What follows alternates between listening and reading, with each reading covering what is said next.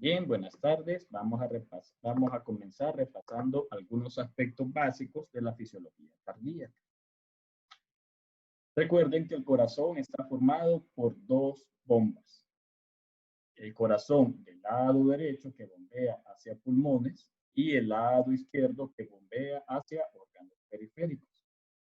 Recuerden que cada una de estas cámaras tiene una aurícula y un ventrículo.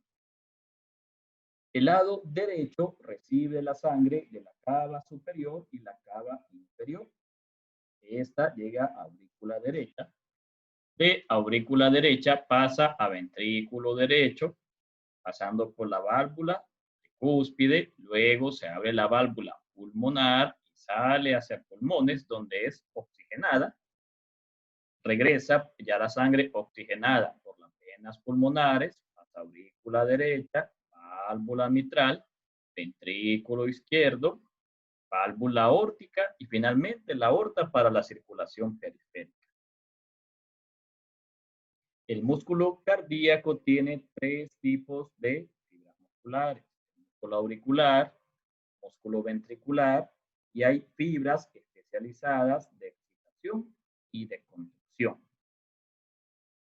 Y una característica importante es que la duración de la contracción es mucho mayor que músculo estriado. Más adelante vamos a ver por qué.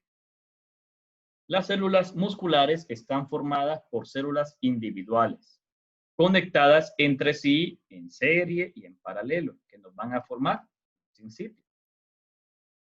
Este sinsipio de células musculares cardíacas están interconectadas entre sí y cuando una de ellas se excita, el potencial de acción se propaga a todas, propagándose de una célula a otra a través de las interconexiones.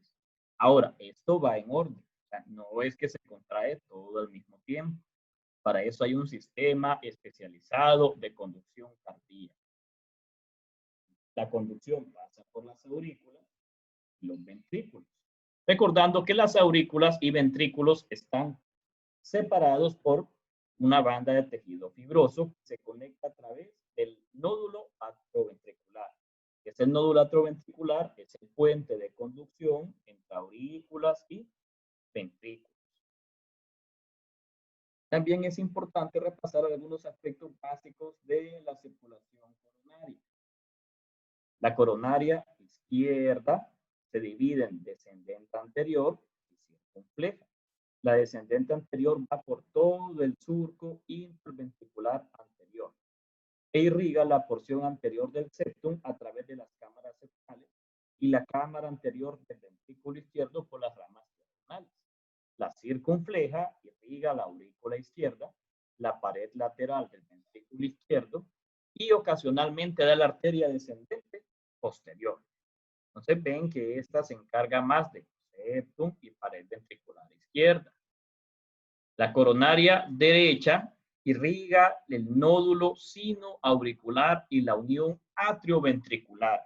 Esto es sumamente importante. Por eso cuando hay problemas coronarios del lado derecho, puede haber alteraciones en la conducción cardíaca.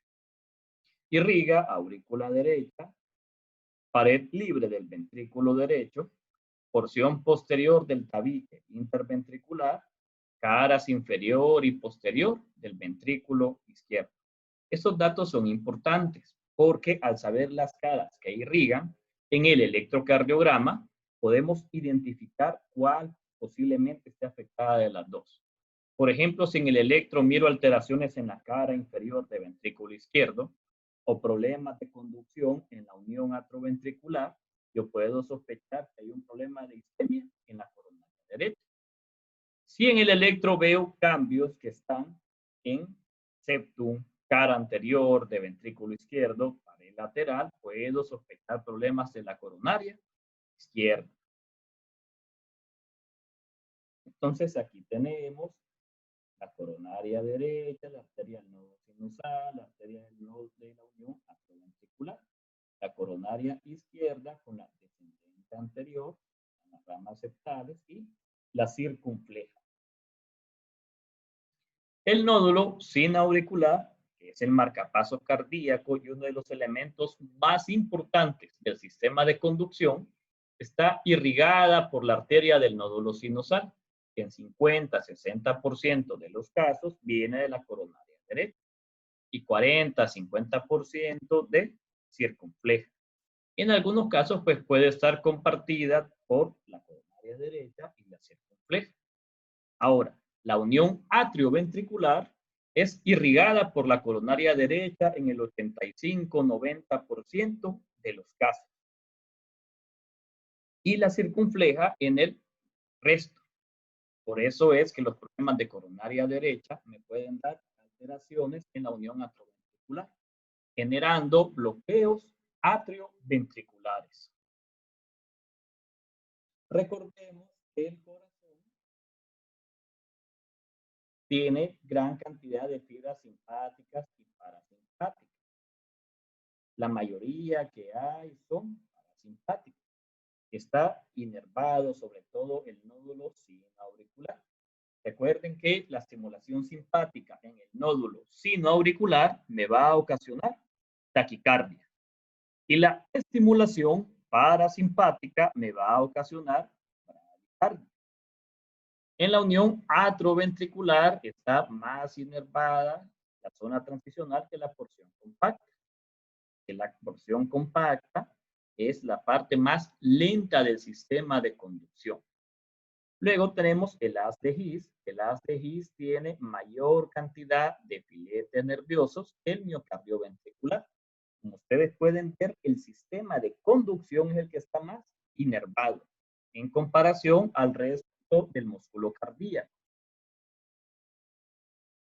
En el corazón domina el vago. Esto me da una acción inhibitoria, tiene efecto cronotrópico negativo, disminuye la frecuencia cardíaca. Y hay gran cantidad de fibras vagales en las células del nódulo sinoauricular y en la zona transicional de la unión atrioventricular. El sistema simpático me va a causar aumento del automatismo, tiene efecto cronotrópico e inotrópico positivo. Cronotrópico es que aumenta la frecuencia cardíaca. Inotrópico me causa mayor fuerza de contracción. Acelera la conducción a través de la unión atrioventricular, obteniendo este efecto. Y la estimulación vagal me va a dar un efecto cronotrópico negativo. El sistema de conducción está formado por el nódulo sinoauricular, 3 haces internodales, la unión atrioventricular, el tronco del haz de His, las ramas derecha e izquierda de haz de His y finalmente las fibras de Purkinje. Es un sistema bien estructurado con una efectividad increíblemente precisa. Que gracias a eso es que nosotros nos mantenemos vivos, a su función adecuada. El nódulo sinusal o el nódulo de Hadey-Flagg es el marcapasos cardíaco, o sea, es el que se encarga de decidir cuántos latidos vamos a tener, si va a acelerar o va a disminuir. Y tiene despolarización espontánea, es decir, no depende de otras células. Tiene 3 grupos celulares, las células nodales o tipo P, que son las que generan el impulso cardíaco, las transicionales y las auriculares. El estímulo se propaga por las aurículas. Primero se activa aurícula derecha, luego septum interauricular y finalmente aurícula izquierda. Esto pasa, esta información pasa de la unión hacia la unión atrioventricular por 3 haces internodales. Torel, Weichenbach y Bachmann. Son los 3 haces internodales que se encargan de llevar la conducción del nódulo sinoauricular a la unión atrioventricular. La unión atrioventricular, el nódulo de Ashcroft-Tavara, es un nódulo que está encima del anillo tricuspidio, en el lado derecho del septum intraauricular. La velocidad de conducción es de 200 milímetros por segundo. siendo más lento en la porción compacta, donde disminuye a 50 milímetros por segundo. Ahora, ¿por qué? Porque el potencial de estas células es más electronegativo, ya que tiene mayor electronegatividad.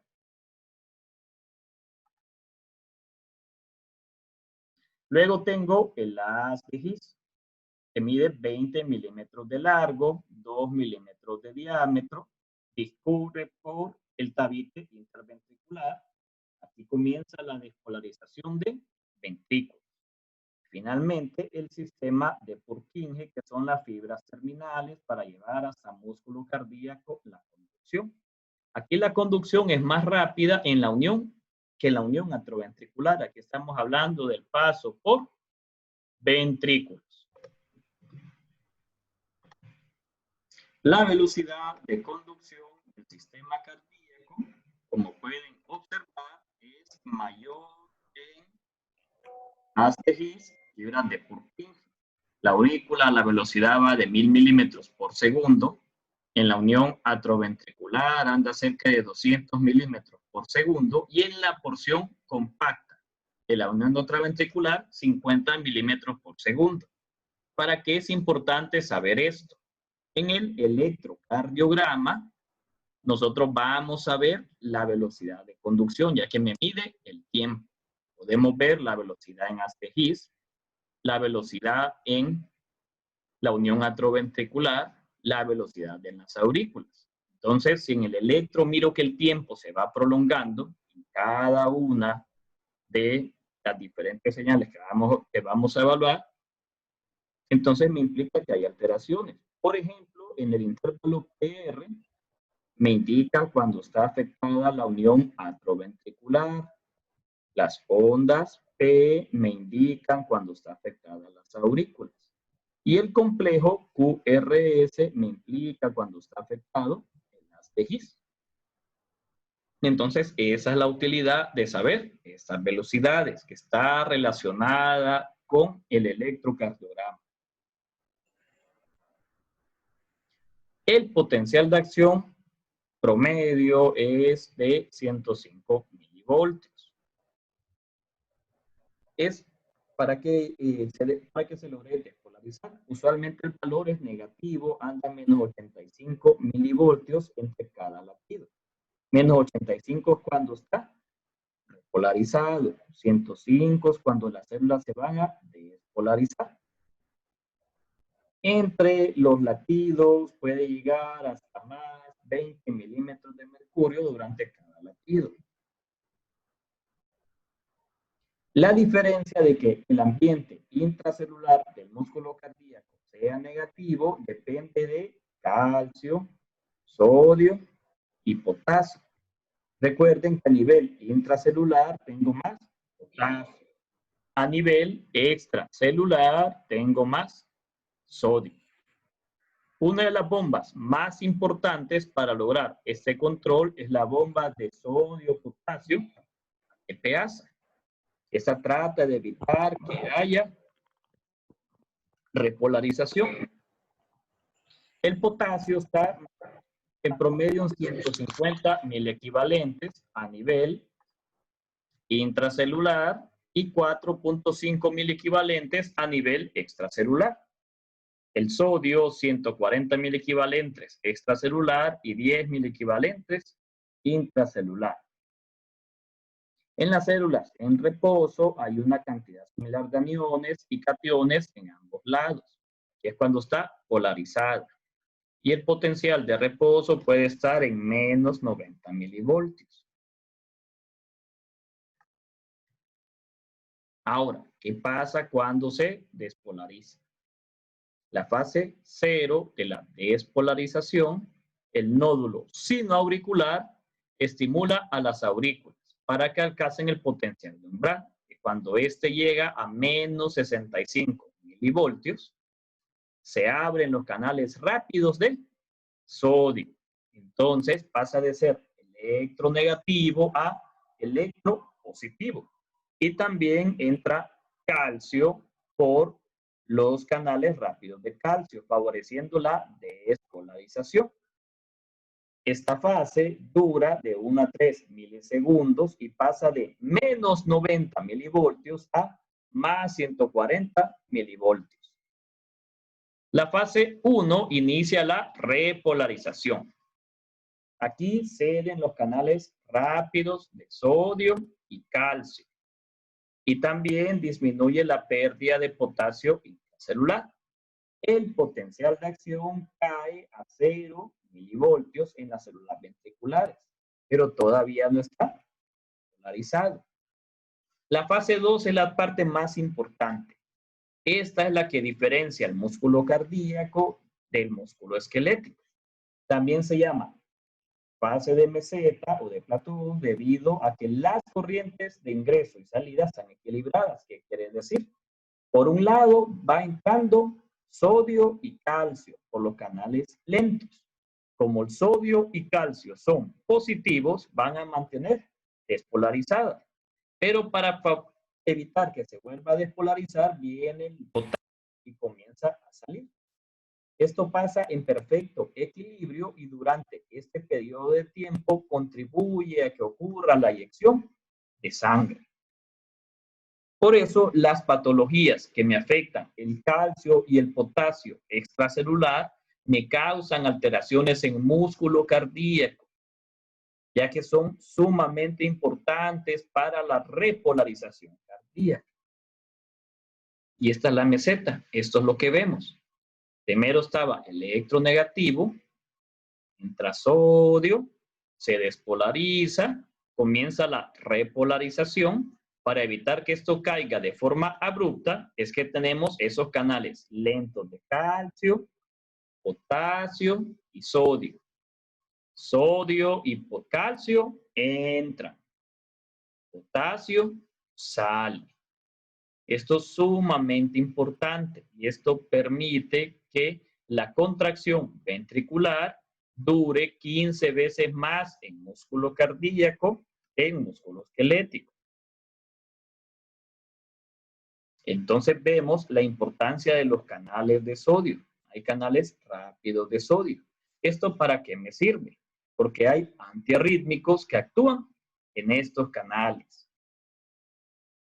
Entonces el músculo se despolariza porque entra sodio por canales rápidos. Y para evitar que la repolarización sea completa, tengo los canales lentos de calcio y canales lentos de sodio. Estos se abren con mayor lentitud y puede permanecer abierto durante varias décimas de segundo. Entra calcio, entra sodio y esto va a mantener la despolarización, de lo que se llama meseta.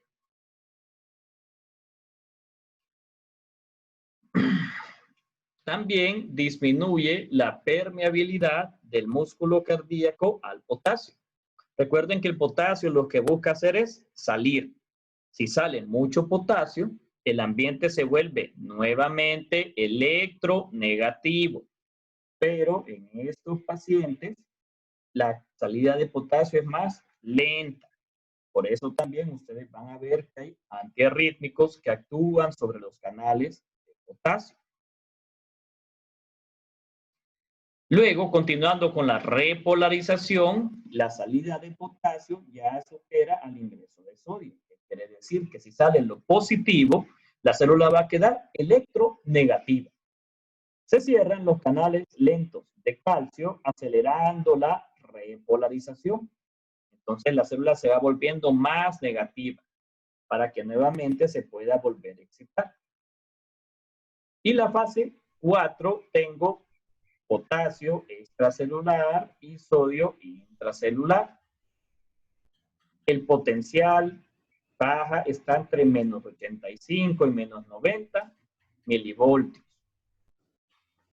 Esto hace que las células sean electronegativas y que fácilmente se puedan volver a despolarizar, reiniciando el ciclo. Entonces, esto es lo que pasa. Miren aquí está electronegativo, porque aquí a nivel intracelular va a haber potasio y a nivel extra, sodio. Se abren los canales rápidos, se despolariza, entra sodio. Hay un poquito de salida de potasio y pasa hacia cero.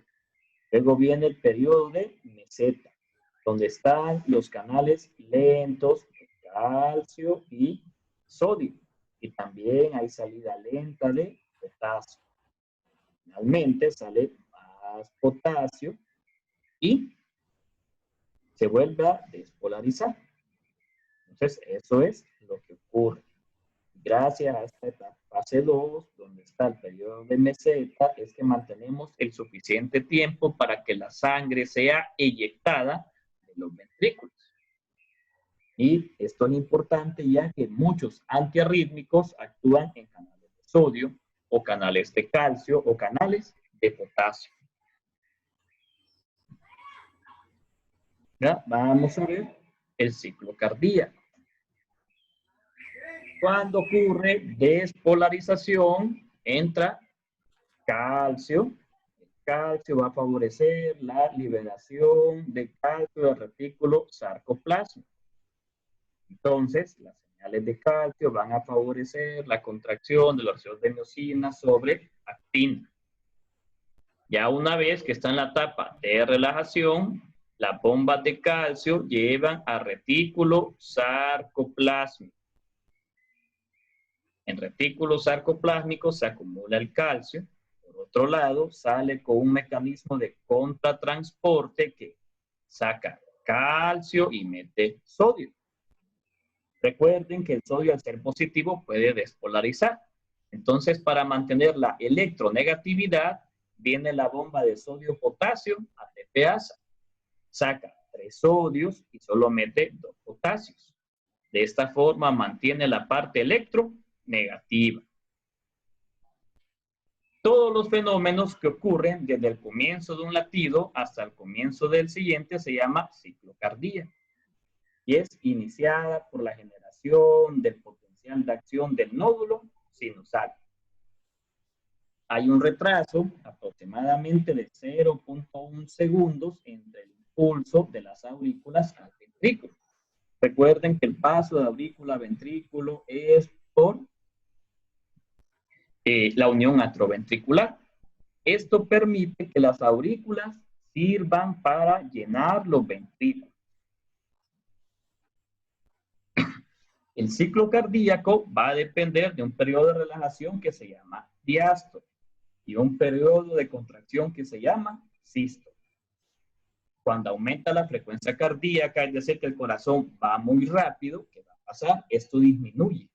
Entonces, como se relaja más lento el corazón, va a llegar menor cantidad de sangre. Y como se contrae más rápido, la cantidad de sangre eyectada es menor. También durante ese periodo la contracción, la duración del potencial de acción disminuye.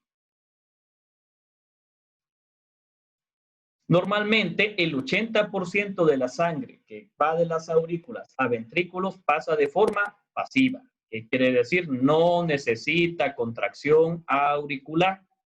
El 20% restante pasa de las aurículas a los ventrículos a través de la contracción. Esto es importante porque, por ejemplo, en patologías como la fibrilación auricular, la aurícula no se contrae de forma uniforme, sino que hay un montón de puntitos ectópicos donde hay contracción de las aurículas, pero siempre hay latidos porque la sangre pasa el 80% sin necesidad de esa contracción. El problema es que me va a haber un 20% de sangre que me va a causar estasis, y esta estasis puede formar trombos, que me da los fenómenos tromboembólicos de la fibrilación auricular. Durante la sístole ventricular se acumulan grandes cantidades de sangre en la aurícula derecha e izquierda. La sístole es cuando el ventrículo se contrae. En ese periodo se están llenando las aurículas. Y no va a pasar la sangre porque las válvulas atrioventriculares, que son la mitral y la tricúspide, están cerradas. Una vez que se ha eyectado la sangre de los ventrículos, las presiones ventriculares bajan y se abren las válvulas atrioventriculares.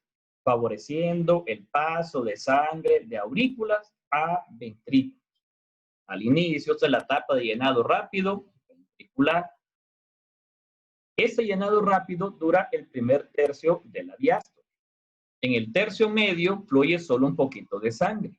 Y en el último tercio es cuando ocurre la contracción de las aurículas. Esta contracción auricular va a enviar sangre, todo el 20% que estaba de aurícula, hacia ventrículo. Una vez que el ventrículo está cerrado, está lleno, se cierran las válvulas atrioventriculares y comienza a aumentar la presión. Este aumento de la presión me va a ocasionar que se abran las válvulas semilunares. Una vez que se abren las válvulas semilunares, la sangre se eyecta del ventrículo hacia la aorta, en el caso del ventrículo izquierdo, y hacia la arteria pulmonar en el caso del ventrículo derecho. La presión aumenta en el lado izquierdo hasta 80 milímetros de mercurio. En el lado derecho, recuerden que es un sistema de bajas presiones. Una vez que comienza a salir la sangre, en el primer tercio se eyecta el 70%. Y en los 2 tercios restantes, el 30%. Una vez que se ha eyectado todo el volumen, se relajan los ventrículos y reinicia nuevamente el ciclo. La presión dentro de los ventrículos se vuelven negativas, abren las válvulas atrioventriculares y se vuelve a pasar lo mismo. Paso de sangre de aurícula de forma pasiva, paso del 20% con contracción auricular, cierran las válvulas, aumenta la presión en ventrículo y se vuelve a repetir el ciclo. En promedio, el ventrículo puede tener de 110 a 120 ml. Eso es el volumen telediastólico, pero no se eyecta todo eso. En promedio se eyectan 70 ml. Eso es el volumen sistólico. El 40-50% es el volumen telesistólico. Eso queda en el ventrículo. O sea que en promedio se eyecta el 60% de los ventrículos. Eso es lo que llamamos fracción de eyección. Eso es sumamente importante, ya que la fracción de eyección me sirve para ver la fuerza del ventrículo, la cantidad de sangre que está eyectando. Y es un parámetro para evaluar que también está funcionando nuestro corazón.